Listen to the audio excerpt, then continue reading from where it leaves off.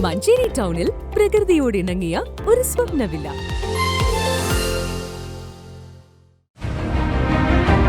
നിങ്ങളുടെ വീടിന്റെ വാഷ്റൂമുകൾ ഇനി ഗ്ലാമർ റൂമുകളാക്കാം സെറ സ്റ്റൈൽ ഗാലറിയിലൂടെ. Sera style gallery near cooperative college, Manjeri.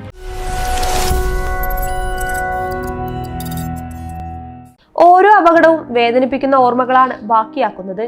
അപകടത്തിന്റെ വ്യാപ്തിക്കനുസരിച്ച് അതുണ്ടാക്കുന്ന ആഘാതവും കൂടുതലായിരിക്കും. പിന്നോട്ട് തിരിഞ്ഞു നോക്കിയാൽ അപകടത്തിന്റെ അവസാനത്തെ അടയാളമായി മനസ്സിൽ തെളിയുന്നത് ശിരൂരിൽ മണ്ണിടിച്ചിൽ അപകടത്തിൽപ്പെട്ട അർജുന്റെ ചെറുപുഞ്ചിരിയോടെയുള്ള മുഖമായിരിക്കും. 72 ദിവസത്തിന് ശേഷമാണ് മലയാളിയായ അർജുന്റെ ചേതനയറ്റ ശരീരം അവന്റെ ജീവിതമായ ട്രക്കിനുള്ളിൽ നിന്നും പുറത്തെടുക്കാനായത്. ഒരുപാട് പേരുടെ രക്ഷാകരങ്ങൾ ചേർന്ന വലിയൊരു രക്ഷാദൗത്യം. അത് കേരളക്കര മറക്കാനിടയില്ല.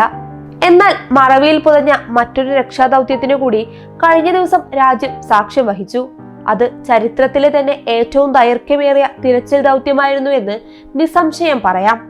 1968 അപ്രതീക്ഷിത ദുരന്തത്തിൽ ഹിമാലയ പർവ്വതനിരകളിൽ തകർന്ന വിമാനത്തിലുണ്ടായിരുന്നവരുടെ മൃതദേഹങ്ങൾ അരനൂറ്റാണ്ടിനു ശേഷം കണ്ടെത്തി. നിശ്ചയദാർഢ്യത്തോടെ തുടർന്ന തിരച്ചിലിൽ 4 പേരുടെ മൃതദേഹങ്ങളാണ് സൈന്യം കണ്ടെടുത്തത്. 56 വർഷങ്ങൾക്ക് മുൻപ്, കൃത്യമായി പറഞ്ഞാൽ 1968 ഫെബ്രുവരി 7-നാണ് ഹിമാചൽ പ്രദേശിലെ റോഹ്താങ് പാസിൽ രാജ്യത്തെ നടുക്കിയ വലിയൊരു വിമാനാപകടം സംഭവിച്ചത്. 102 സൈനികരെയും മറ്റ് സാമഗ്രികളുമായി ചണ്ഡീഗഡിൽ നിന്നും ലേയിലേക്ക് പോയ വ്യോമസേനയുടെ AN-12 ഇരട്ട എഞ്ചിൻ ട്രാൻസ്പോർട്ട് വിമാനമാണ് റോഹ്താങ് പാസ് ചുരത്തിനു മീതെ പറക്കവെ തകർന്നു വീണത്. അന്ന് വിമാനത്തിലുണ്ടായ മുഴുവൻ പേരും മരിച്ചെങ്കിലും ആകെ 9 പേരുടെ മൃതദേഹങ്ങൾ മാത്രമേ കണ്ടെടുത്തിരുന്നുള്ളൂ. 102 സൈനികരുടെ ജീവൻ പൊലിഞ്ഞ അപകടത്തിന്റെ വ്യാപ്തി വളരെ വലുതായിരുന്നു. അത് ഉൾക്കൊണ്ട് സൈന്യം നടത്തിയ തിരച്ചിലിന്റെ ഫലമായി 2003-ലാണ് ആദ്യമായി വിമാനത്തിന്റെ അവശിഷ്ടങ്ങൾ കണ്ടെടുത്തത്. തുടർന്നും ഇടതടവില്ലാതെ സൈന്യം തങ്ങളുടെ സഹപ്രവർത്തകർക്കായുള്ള തിരച്ചിൽ തുടർന്നു. ശ്രമം വിഫലമായില്ല.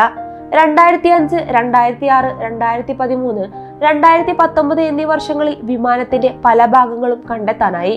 2019-ലേത് കാര്യക്ഷമമായ തിരച്ചിലായിരുന്നു.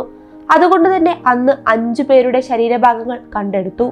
എന്നാൽ പിന്നീട് രക്ഷാദൗത്യം അവസാനിപ്പിക്കാമെന്ന് ഒരു നിമിഷം പോലും ചിന്തിക്കാതെ കാണാമറയത്തുള്ള തങ്ങളുടെ സഹോദരങ്ങൾക്കായി സേന വീണ്ടും തിരച്ചിൽ തുടർന്നു. ആ കഠിന പ്രയത്നത്തിന് ഫലം കണ്ടു. കഴിഞ്ഞ ദിവസം പത്തനംതിട്ട ഇലന്തൂർ സ്വദേശിയും കരസേനയിൽ ക്രാഫ്റ്റ്സ്മാനുമായിരുന്ന തോമസ് ചെറിയാൻ ഉൾപ്പെടെ 4 പേരുടെ മൃതദേഹങ്ങൾ കണ്ടെത്തിയത് സേനയുടെ ആത്മാർപ്പണത്തിന്റെ ഫലമായാണ്.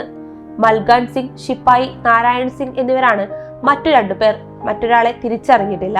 ഓരോ ദുരന്തം നടക്കുമ്പോഴും ഒറ്റക്കെട്ടായി രക്ഷാപ്രവർത്തനം നടത്തുക എന്നത് ഭാരതീയന്റെ രക്തത്തിൽ അലിഞ്ഞു ചേർന്നതാണ്.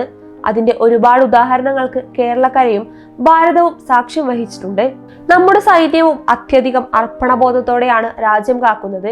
അത് പ്രതിഫലിക്കുന്നതാണ് 58 വർഷങ്ങൾക്ക് ശേഷമുള്ള ഈ ഒരു രക്ഷാപ്രവർത്തനം. രക്ഷാപ്രവർത്തനം ചരിത്രമാകുമ്പോൾ ഒരിക്കൽ കൂടി ഓർക്കാം, അപ്രതീക്ഷിത അപകടത്തിൽ നമ്മെ വിട്ടുപോയ 102 പേരെ.